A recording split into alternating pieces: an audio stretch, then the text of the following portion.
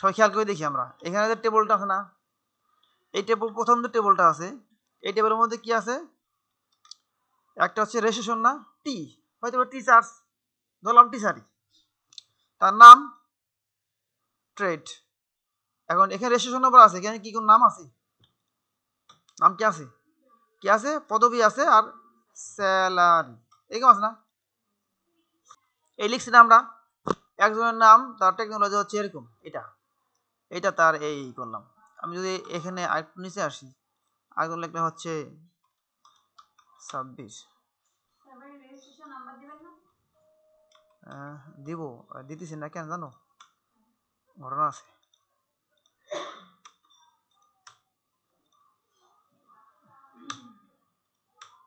আচ্ছা এখানে হলো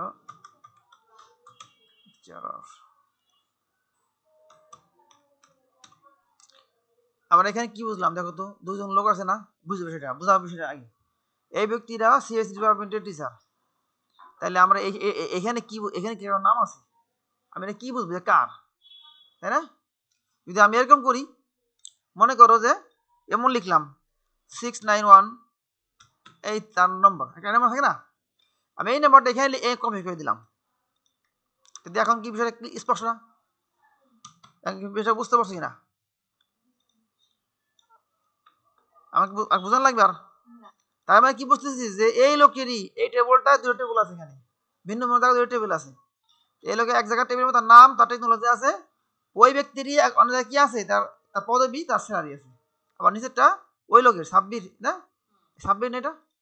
এখন আমরা যে ফর্মটা করলাম, এইমাত্র ফর্মটা করলাম, এই যে ফর্মটা করছি না, আমরা একটা ফর্ম তৈরি করবো, যে ফর্মে কি হবে, এখানে তো একটা ফর্মে ক্লিক করলে এর মধ্যে জমা হয় একটার মধ্যে, কিন্তু আমি এখানে হচ্ছে কি করব, আমি এমন একটা ডিজাইন করব, এক ফর্ম একটাই থাকবে কিন্তু দুই জায়গায় জমা হবে, বুঝছো?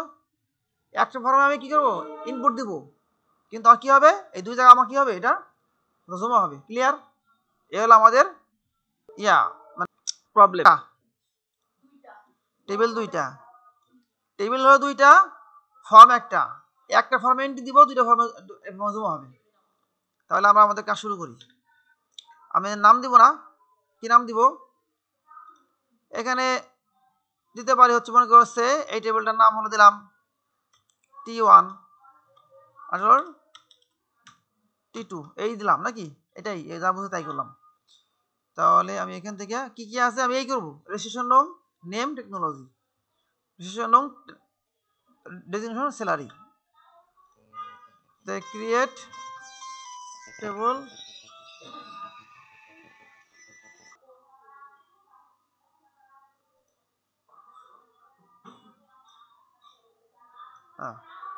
আচ্ছা এবার হচ্ছে ক্রিয়েট টেবিল ডিজাইন, ব্যবহার করে আমরা টেবিল আগে তৈরি করি না।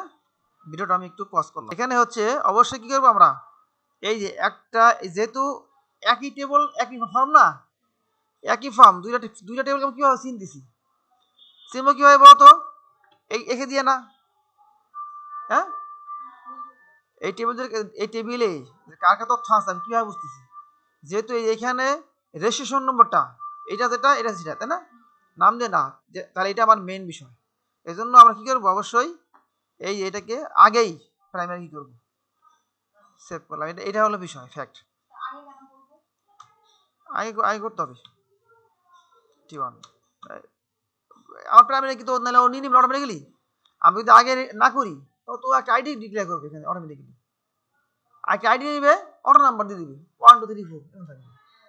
আমি যাচ্ছি যে এটা হবে আমার রেজিস্ট্রেশন নম্বর, এটা প্রাইমারি কি হবে, এটা না করি, সেভ করার পরে কি করবে, এই বাই ডিফল্ট ও একটা ফিল্ড তৈরি করবে, তার নাম আইডি, আর তার হবে হলো টাইপ হচ্ছে অটো নাম্বার, যেখানে 1